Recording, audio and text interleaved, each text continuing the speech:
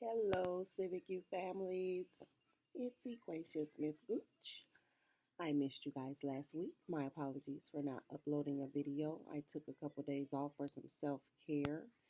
All the protesting and rioting kind of got to me. That's why I need to stay away from that TV. I am showing you the flower beds.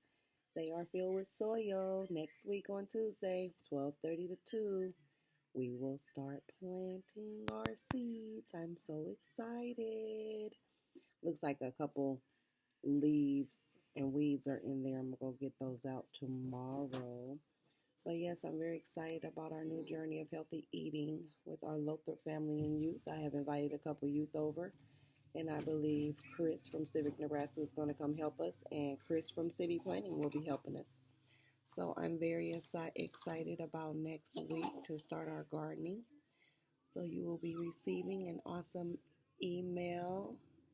And next week our summer schedule starts as well on Monday through Friday with the youth. And we've had passed out 30 bags with a schedule for each day. And Sherman staff and Lothrop staff will be pre-recording those activities and we'll upload it to Civic U so your youth can follow along with those awesome activities. Thank you. Have a good day. See y'all later. See you.